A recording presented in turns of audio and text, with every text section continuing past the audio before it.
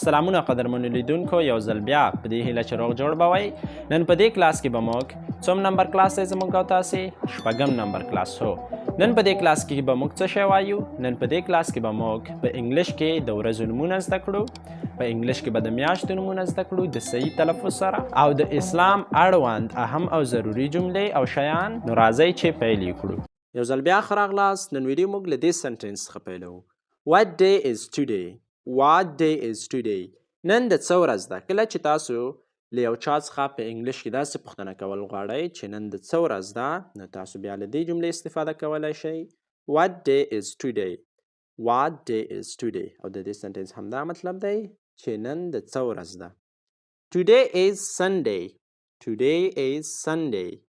نن د یکشنبې ورځ ده. Today is Sunday. نن د یکشنبې ورځ ده. What day was yesterday? What day was yesterday? پرون د څه ورځ وه؟ What day was yesterday? پرون د څه ورځ وه؟ Yesterday was Saturday. Yesterday was Saturday. پرون د شنبې ورځ وه. Yesterday was Saturday. پرون د شنبې ورځ وه. نو موږ تر دې دمه زده کړل چې څنګه له یو چا څخه داسې پوښتنه وکړو چې نن د څه ورځ ده. نو موږ بیا دا جمله استعمالوله. What day is today? او کله چې وغواړو چې داسې پوښتنه ترې وکړو چې پرون د څه ورځ وه، نو موږ بیا دا جمله استعمالوو. What day was yesterday? پرون د څه ورځ وه. نو د what day is today او د what day was yesterday ترمنځ فرق په to be وربونو کې دی. چې کله په جمله کې څوک is استعمال کړي، نو دا معنا ورکوي چې هغه د نن ورځې پوښتنه کوي، د present. او که چېرته د is په ځای څوک was استعمال کړي، نو دا بیا دا مطلب ورکوي چې هغه د تېرې ورځې په اړه پوښتنه کوي. لکه څنګه چې موږ زده کړل، کله چې وغواړئ چې د نن ورځې په اړه له یو چا څخه پوښتنه وکړئ، نو بیا تاسو ویلی شئ what day is today. او کله چې وغواړئ چې د پرون ورځې په اړه له یو چا څخه پوښتنه وکړئ، نو بیا تاسو ویلی شئ what day was yesterday. ښه، نو اوس به موږ د سبا ورځې پوښتنه له یو چا څخه څنګه کوو چې سبا د څه ورځ ده، نو موږ بیا دا جمله استعمالوو. What day is tomorrow? What day is tomorrow? سبا د څه ورځ ده؟ یا تاسو داسې هم ویلی شئ What day will tomorrow be? What day will tomorrow be? سبا د څه ورځ ده؟ Tomorrow is Monday. Tomorrow is Monday. یا داسې هم ویلی شئ Tomorrow will be Monday. Tomorrow will be Monday. سبا د دوشنبې ورځ ده. نو نن د څه ورځ ده؟ پرون د څه ورځ وه؟ او سبا به د څه ورځ وي؟ دا موږ زده کړل. اوس راځو د اونۍ ورځو ته. What are the days of the week? What are the days of the week? د اونۍ ورځې کومې دي؟ یعنې ماته د اونۍ د ورځو نومونه واخله. What are the days of the week? د اونۍ ورځې کومې دي؟ The days of the week are د اونۍ ورځې دا دي. The days of the week are د اونۍ ورځې دا دي. Saturday, Saturday شنبه. Sunday, Sunday یکشنبه. Monday, Monday دوشنبه. Tuesday, Tuesday سهشنبه. Wednesday, Wednesday چهارشنبه. Thursday, Thursday پنجشنبه. And Friday, Friday او جمعه ده یا هفته. نو د اونۍ ورځې دا دي. The days of the week are Saturday, Sunday, Monday, Tuesday, Wednesday, Thursday and Friday. نو موږ د اونۍ ورځو نومونه زده کړل. اوس راځو د کال د میاشتو نومونو ته، چې موږ څنګه په انګلیش کې د کال د میاشتو نومونه اخیستلی شو. اکثره د انګلیش زده کوونکي د کال د میاشتو نومونه غلط تلفظ کوي، او انشاءالله نن به موږ د کال د میاشتو نومونه په صحیح ډول سره زده کوو، یعنې صحیح تلفظ به یې زده کوو چې موږ څنګه د کال د میاشتې په صحیح ډول سره په انګلیش کې تلفظ کولی شو. نو راځئ چې زده یې کړو. What are the months of the year? What are the months of the year? د کال میاشتې کومې دي؟ What are the months of the year? د کال میاشتې کومې دي؟ The months of the year are. د کال میاشتې دا دي. The months of the year are. د کال میاشتې دا دي. The months of the year are. د کال میاشتې دا دي. January, January, February, February, March, March, April, April, May, May, June, June, July, July, August, August, September, September, October, October, November, November, and December. نو دا و زموږ سره د کال د میاشتو نومونه چې موږ زده کړل. اوس راځو د کال موسمونو ته. موږ به څنګه په انګلیش کې له یو چا څخه داسې پوښتنه کوو چې د کال موسمونه کوم دي، یعنې ته ماته د کال موسمونه ویلی شي، نو موږ بیا د هغه څخه داسې پوښتنه کوو What are the seasons of the year? What are the seasons of the year? د کال موسمونه کوم دي؟ The seasons of the year are The seasons of the year are د کال موسمونه دا دي. Spring وای پسرلي ته. Summer وای اوړي ته. Autumn وای مني ته. Winter وای ژمي ته. نو د کال موسمونه دا شول. The seasons of the year are spring, summer, autumn and winter. د کال موسمونه دا دي. پسرلی، اوړی، منی او ژمی دي. نو موږ تر دې دمه دا جملې زده کړې چې څنګه له یو چا څخه داسې به وپوښتو چې نن د څه ورځ ده، پرون د څه ورځ وه، سبا د څه ورځ وه. د ورځو نومونه مو زده کړل، د کال د میاشتو نومونه مو زده کړل، د کال د موسمونو نومونه مو زده کړل. اوس راځو بل ټاپک ته، اسلام.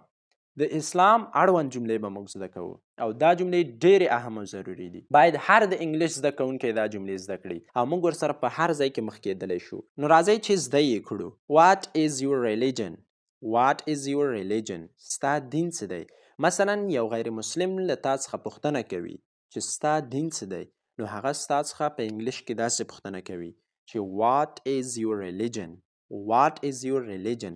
ستا دین څه دی؟ My religion is Islam.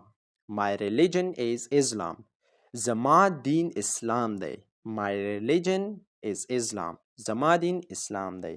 نو چې کله تا څخه یو غیر مسلم دا پوښتنه وکړه چې What is your religion؟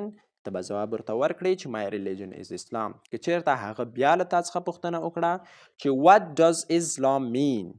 What does Islam mean؟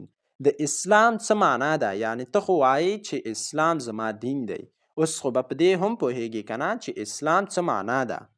What does Islam mean? What does Islam mean? د اسلام څه معنا ده؟ نو تا جواب به وي Islam means submission to the will of Allah. Islam means submission to the will of Allah.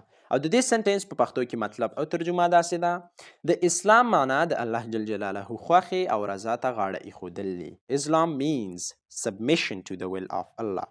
په یاد ساتئ چې په دې سنټنس کې submission غاړه ایښودل یا تسلیمیدل to the will of Allah د الله رضا ته. نو will رضا یا خوښې ته وایي.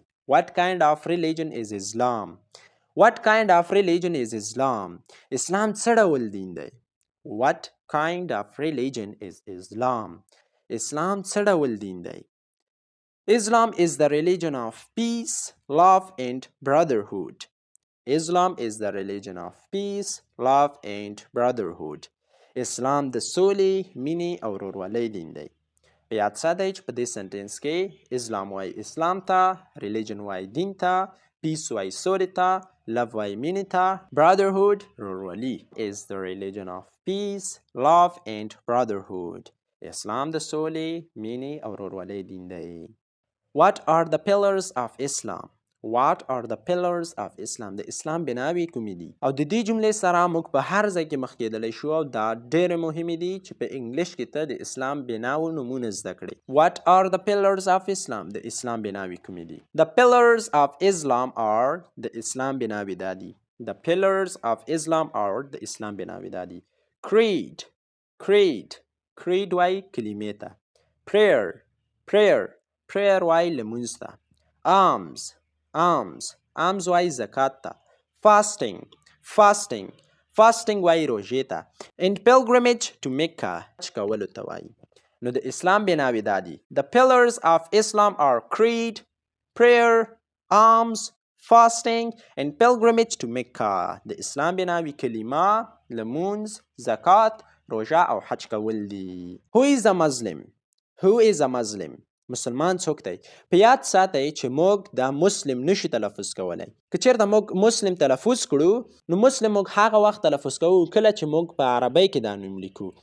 لکه موږ چې مثلا د ګل نوم په پښتو کې لیکو نو موږ GUL لیکو، خو انګلیسي کې ګل ته بیا فلاور وایي. همداسې مسلمان ته په انګلیسي کې مظلم وایي او په عربی کې ورته مسلم وایي. نو موږ دلته اوس مسلم نشو تلفظ کولی، باید موږ مظلم تلفظ کړو. Who is a Muslim? Who is a Muslim? مسلمان څوک دی؟ A Muslim is the one who submits his will to the will of Allah. A Muslim is the one who submits his will to the will of Allah. مسلمان هغه چاته ویل کیږي څوک چې خپله خوښه د الله رضا ته تسلیموي. A Muslim is the one who submits his will to the will of Allah. مسلمان هغه چاته ویل کیږي څوک چې خپله خوښه د الله رضا ته تسلیموي. په یاد ساتئ چې submits تسلیمول، will رضا د الله تعالی رضا. Do you recite the Holy Quran? Do you recite the Holy Quran? آیا ته د قرآن تلاوت کوي؟ Do you recite the Holy Quran? آیا ته د قرآن تلاوت کوي؟ Yes, I do. هو کوم یې. او په نننی درس کې اخیرنۍ جمله زموږ سره دا ده. What time do you recite the Holy Quran? What time do you recite the Holy Quran? I recite the Holy Quran early in the morning. I recite the Holy Quran. قدرمنو لیدونکو، په دې هیله چې په دې درس باندې به پوه شوي یاست، نو که چېرته مو ویډیو خوښه شوې وي نو حتما یې درسره لایک کړئ او د خپلو دوستانو سره یې شریک کړئ او راویې غواړئ چې دلته فری درسونو کې هغوی هم ونډه واخلي.